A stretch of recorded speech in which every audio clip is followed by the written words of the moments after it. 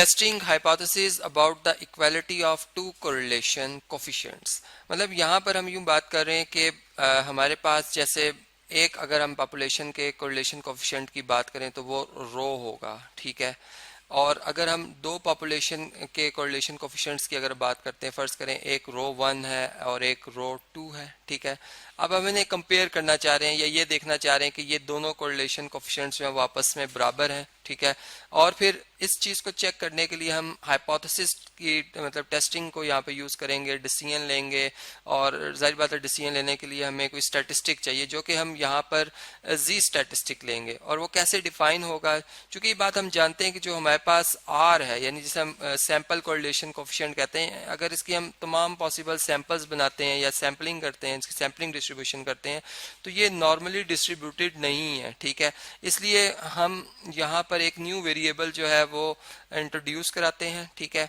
और उसकी मदद से जो है फिर हम मतलब इस जो हाइपोथेसिस की टेस्टिंग है वो हम करते हैं, ठीक है। तमाम बातें मैं आपको एक सिचुएशन से समझाऊंगा जिसमें कि हम बात ये कर रहे हैं कि हमारे पास aviation and high altitude physiology के हवाले से इंफॉर्मेशन है, ठीक है। Is a speciality in the study of medicine.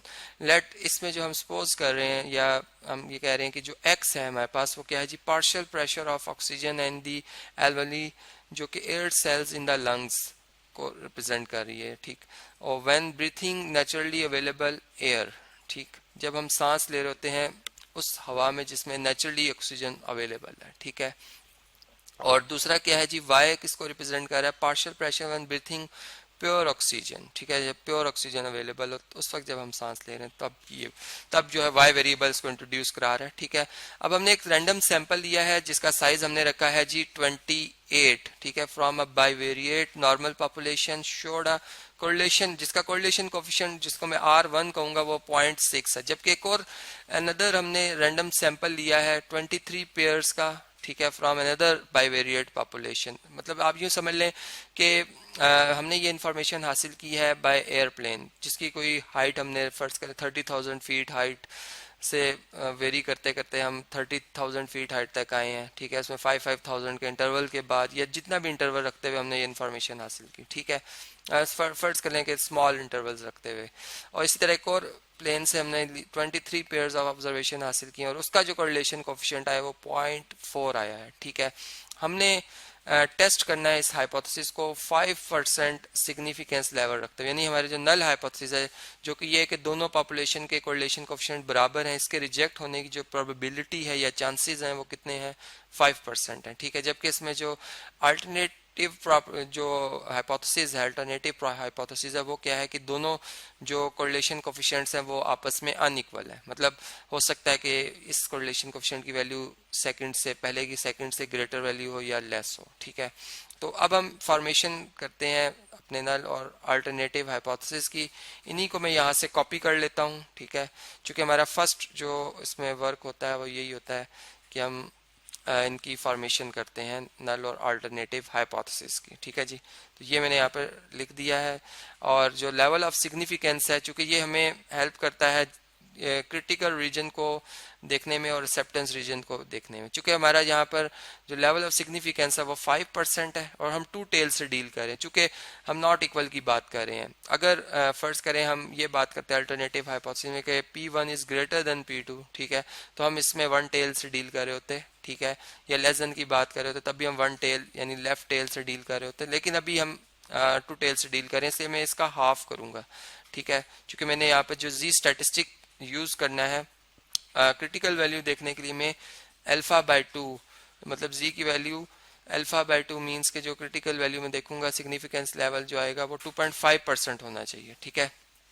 इस पे हम इसको चेक करेंगे। तो ये तमाम कैलकुलेशन मैंने ऑलरेडी की हुई हैं। जो जी स्टैटिस्टिक हम इसमें यूज करेंगे उसका फार्मूला भी आप स्क्रीन पे देख सकते हैं, ठीक है। चूंकि मैंने जैसे आपको बताया कि हम इसमें एक न्यू वेरिएबल इंट्रोड्यूस कराते हैं, ठीक है। तो उस लिहाज से ये तमाम इंफॉर्मेशन जो है यहाँ स्क्रीन पे आपके सामने है, ठीक है। ये फार्मूला है, इसको चले मैं यहाँ से थोड़ा सा मूव करा देता हूँ स्क्रीन से, यहाँ पर आ जाए तकरीबन आपको ये विजिबल हो।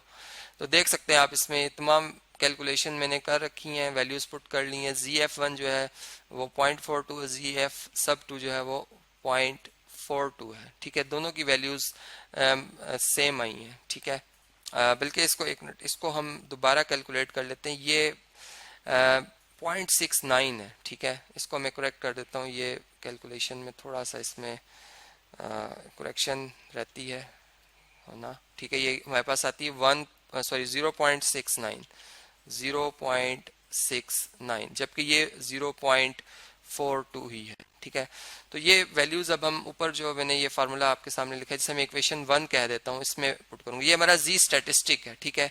इसमें हम इस वैल्यू को पुट करेंगे, इन वैल्यूज को, तो हमारा आंसर जो आ रहा है वो आता है जी 0.90, ठीक है। इसमें जो N1 था हमारा, चूंकि हमने पहला सैंपल 28 का लिया है, दूसरा सैंपल जो लिया था वो अगर आप यहाँ पर इंफॉर्मेशन में देखें तो 23 का था, ठीक है। 28 N1 है यहाँ पर, और जो N2 है हमारे पास वो कितना है, 23 है, ठीक है। तो ये वैल्यूज यहाँ पर मैंने इस फार्मूला में लिख दी हैं, ठीक है। और इसको मैंने सॉल्व किया तो मेरा आंसर जो आया है वो 0.90 आया है। अब क्रिटिकल वैल्यू देखने के लिए जारी बात है हमें जी टेबल को देखना है, ठीक है। जी सब अल्फा ओवर 2, ठीक। और इसकी एब्सोल्यूट वैल्यू अगर हम देख लें, ठीक है, ये वैल्यू अगर हम टेबल में देखें तो हमारे पास 1.96 आती है, ठीक है, पॉजिटिव में। लेकिन चूंकि जब नेगेटिव जी अल्फा बाय 2 की बात करेंगे तो -1.96 आएगी, तो एब्सोल्यूट इसका आया है 1.96। अभी मैं ग्राफ भी शो कर देता हूं जिसमें हम इस बात को, क्रिटिकल रीजन को देख भी सकेंगे और फिर ये बात समझ सकेंगे कि आया कि जो हम नल हाइपोथेसिस रिजेक्ट कर रहे हैं या इसे रिजेक्ट नहीं कर रहे हैं उसका क्या रीजन है। ओके, जिससे हम ये देख रहे हैं कि जी की वैल्यू जो हमारे पास आई है 0.90 आई है जी स्टैटिस्टिक की, जो कि क्रिटिकल वैल्यू से लेस है, एक्सेप्टेंस रीजन में आ रही है, इसलिए हम नल जो हाइपोथेसिस है उसे रिजेक्ट नहीं करेंगे। तो इस तरह से हम नल हाइपोथेसिस को एक्सेप्ट कर लेंगे, और मतलब ये कह सकते हैं कि जो डाटा है ये रिप्रेजेंट ये कर रहा है कि जो एविडेंसेस हैं वो सफिशिएंट है इस बात को जाहिर करने के लिए कि जो कोरिलेशन कोफिशिएंट्स हैं टू पॉपुलेशंस के वो आपस में बराबर हैं। तो इस तरीके से आप ये हाइपोथेसिस टेस्टिंग का जो ये सारा प्रोसीजर है वो अप्लाई कर सकते हैं अपनी रियल लाइफ सिचुएशंस पर।